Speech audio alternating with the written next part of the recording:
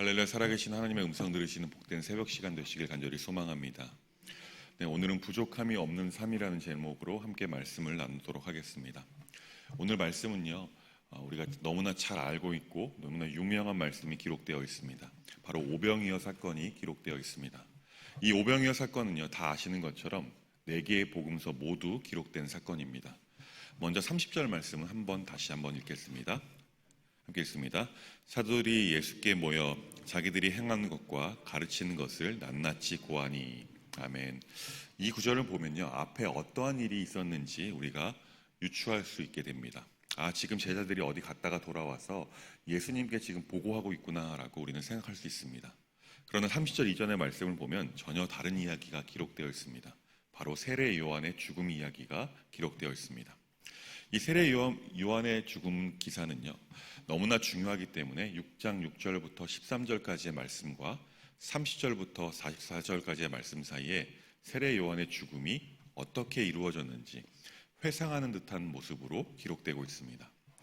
6장 6절부터 13절까지의 말씀을 보면 예수님께서는요, 12제자를 부르시고 그들을 둘씩 전도 여행을 보내셨습니다. 보내진 제자들은 예수님과 세례 요한의 가르침을 전합니다. 회개하라, 천국이 가까이 왔느니라. 회개의 천국 선포 말씀을 전했습니다. 또한 그들은요, 예수님께서 그러셨던 것처럼 귀신을 쫓아내는 축기 사역과 병자들을 고쳐주시는 치유 사역을 하고 돌아왔습니다. 어떻게 그들이 이러한 일들을 감당할 수 있었을까요? 그것은 바로 그들을 보내실 때 예수님께서 예수님의 권능을 주셨기 때문입니다. 그들은 예수님의 권능으로 놀라운 권능과 사역을 감당하고 돌아와 예수님께 지금 보고하고 있는 것입니다. 바로 오늘 본문 30절 말씀이 그 보고하는 장면이 기록되어 있는 것이죠. 그 보고를 들으신 예수님께서는요, 고생한 제자들에게 말씀하십니다. 너희는 따로 외딴 곳에 가서 좀 쉬어라. 예수님께서는 제자들을 세밀하게 살피시고 쉬도록 하십니다. 또한 그들이 전도여행을 다니면서 오고 가는 사람들이 너무 많아서 음식도 제대로 먹지 못했을 것이라고 생각하시고 잠시라도 먹고 쉴 수 있도록 제자들을 배려해 주신 것이죠. 인간적으로 생각할 때에도 우리 예수님의 리더십은 참 멋지다라는 생각을 하게 됩니다. 예수님의 배려에 제자들은 배를 타고 외딴 곳으로 떠나갑니다. 그런데 주변에 몰려있던 많은 사람들이 그들이 제자인 것을 보고서 제자들보다 먼저 재촉하여서 그 외딴 곳에 도착했다라고 33절은 말씀하고 있습니다.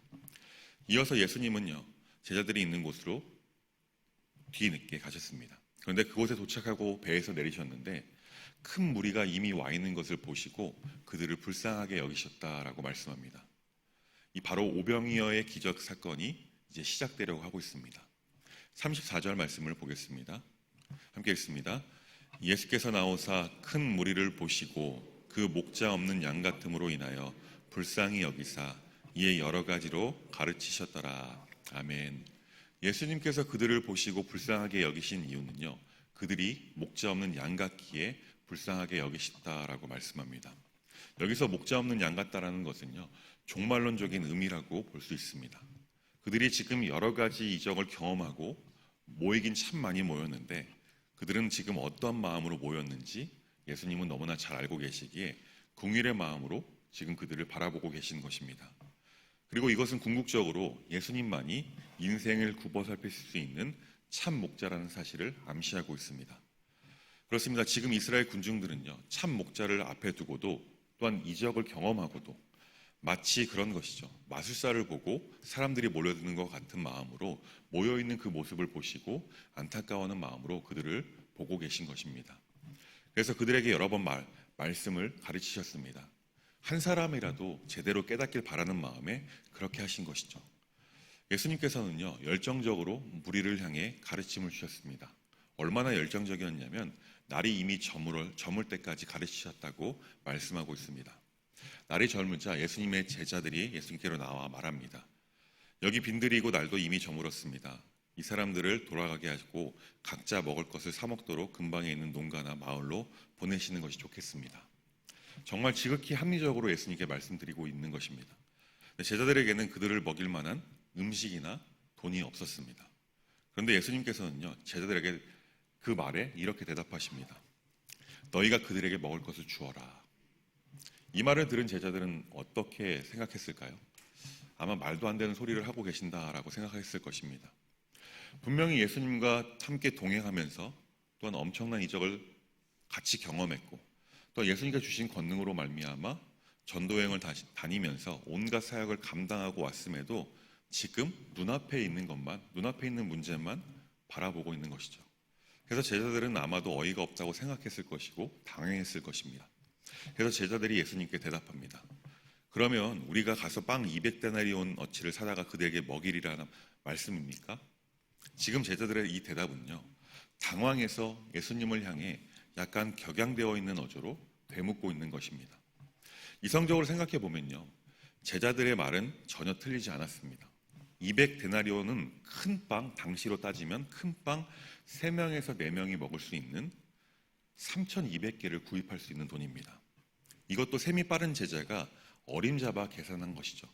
그렇다면 3,200개의 큰 빵이면 한 빵 한 개당 3명이 먹는다고 가정하면요, 9,600명이 먹을 수 있는 분량이고요. 4명이 빵을 한 개 먹는다고 가정하면 12,800명이 먹을 수 있는 분량입니다. 그런데 그 중에는 여성과 아이들도 있었습니다. 노인도 있었습니다. 학자들은 성인 남성보다 여인과 아이들이 남성들보다 3배 정도 많았을 것이다 라고 추산합니다. 그렇다면 큰 빵을 가지고 5명 정도가 먹는다고 계산을 해보면 16,000명이 먹을 수 있는 금액이 200데나리온입니다. 좀 전에 말씀드렸듯이 이 200데나리온은요, 셈이 빠른 제자가 어림잡아 계산한 것이죠. 아마 모인 무리를 다 배불리 먹이려면 최소 300에서 400데나리온은 있어야 할 것입니다. 여기서 또 한번 생각해 볼 것이 있습니다. 필요한 금액이 다 있다고 가정을 해보면요, 당시에 그만큼의 빵을 제조할 수 있는 빵 공장이 있었을까요? 그럴 리 만무하죠. 지금 사실 제자들이 예수님을 향해 격앙된 어조로 지금 우리가 가서 빵을 200데나리온 어치를 사다가 그들을 먹이라는 말씀입니까? 라는 질문은요, 불가능한 것을 하라고 지금 말씀하고 있는 것입니까? 라고 예수님을 향해서 따지고 있는 것이죠. 맞습니다. 사실 예수님께서 제자들에게 하시는 말씀은 이성적으로 생각해 보면요, 절대로 불가능한 것입니다. 그런데 예수님이 어떤 분이십니까? 불가능을 가능케 하시는 분이 바로 우리 예수님이십니다. 예수님은요, 인간의 생각을 아득히 넘어서는 하나님이다라는 것을 놓치면 안 됩니다. 그런 예수님께서 제자들에게 이렇게 말씀하십니다. 너희에게 빵이 얼마나 있는지 보라고 말씀합니다.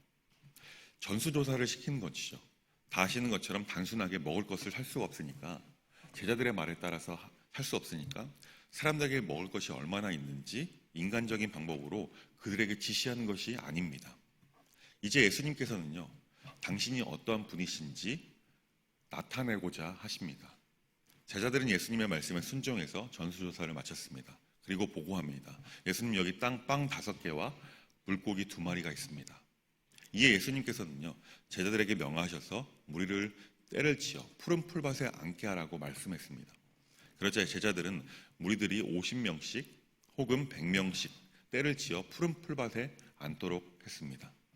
왜 예수님께서 푸른 풀밭에 그들을 앉게 하셨을까요? 푸른 풀밭, 어떤 말씀이 생각나지 않습니까? 여호와는 나의 목자시니 내게 부족함이 없으리로다. 그가 나를 푸른 풀밭에 누이시며 쉴만한 물가로 인도하시는도다. 아멘. 목자의 노래라고 할 수 있는 시편 23편의 말씀이 떠오릅니다. 예수님께서 무리를 보시고 목자 없는 양같이 불쌍히 여기셨다고 오늘 본문에 분명하게 기록하고 있습니다. 지금 예수님께서는요, 진정한 참 목자, 부족함이 없게 공급하시는 참 목자가 바로 당신이라는 사실을 의도적으로 나타내고 계십니다. 그리고 이제 예수님께서는요, 빵 5개와 물고기 2마리를 들어서 하늘을 보고 축복하셨습니다.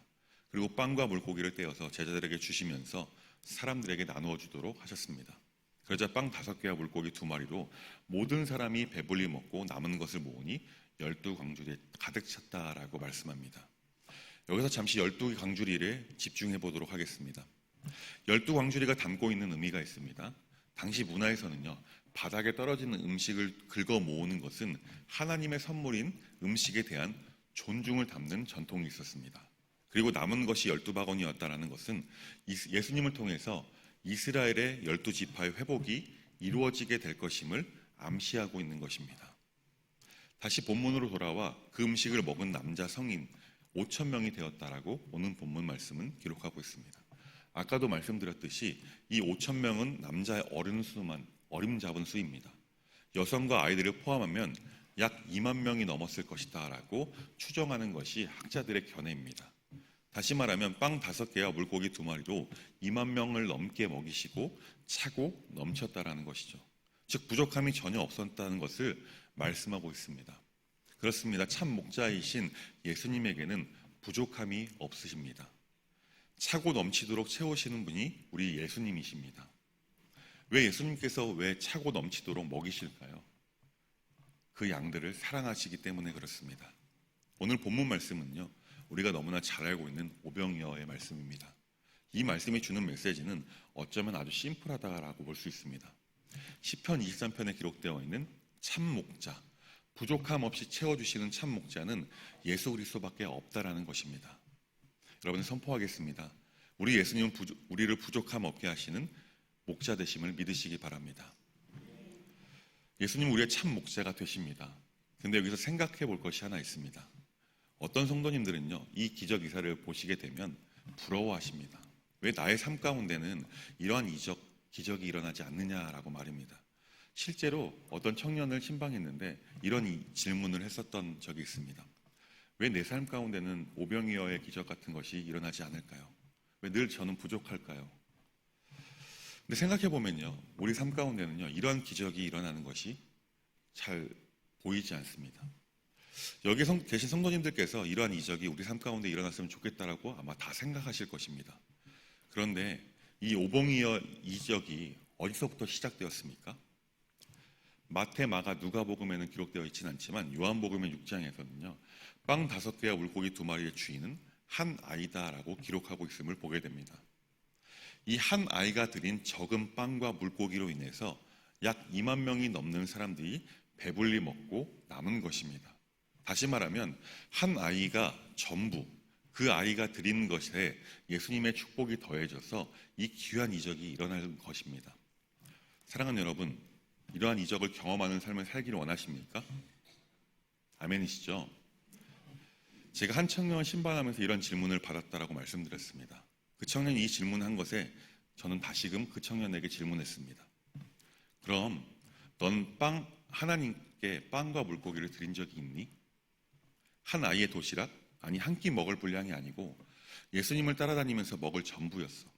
전부를 드린 것에 예수님께서 역사하신 것이지.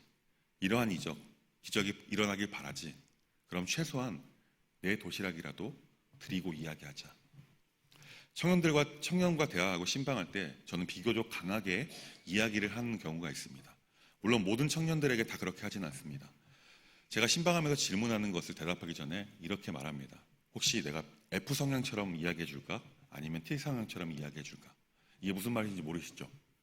MBTI라고 성격 검사하는 것이 있습니다. 그 중에 요즘 청년들이 이것을 참 좋아하는데요. F는요, 감정형이에요. 감정을 살피는 것. 그리고 T는 사고형입니다. 이성적으로 생각하는 거죠. 다시 말하면 청년들의 질문 앞에서 내가 너의 감정을 살펴서 대답해 줄까? 아니면 너의 감정이 아닌 이성적으로 좀 아플지라도 뼈 때리는 직설적으로 얘기해 줄까? 질문하고 본인이 선택하는 것에 따라서 저는 대답을 해줍니다. 이 질문을 했던 청년은요, 직설적인 대답을 원해서 조금 세게 이야기했던 것입니다. 오늘은 조금 강하게 결론을 말씀드리겠습니다. 사랑하는 성도 여러분, 다시 한번 질문합니다. 이러한 이적과 기적이 삶에서 일어나길 바라십니까? 그렇다면 여러분에게 도시락이라도 하나님께 드리시길 바랍니다. 그리고 이미 우리는 매일매일 부족함 없이 먹여주신 놀라운 이적을 경험하고 있다는 사실을 기억하시길 바랍니다. 이미 예수님께서는요, 우리의 참 목자가 되셔서 우리를 매일 부족함이 없이 먹이시고 계시는 줄을 믿으시기 바랍니다. 그래서 날마다 부족하다고 불평하는 것이 아니라 감사하는 삶을 살아내는 저와 우리 모두가 될 수 있길 주님의 이름으로 간절히 축원합니다. 기도하겠습니다.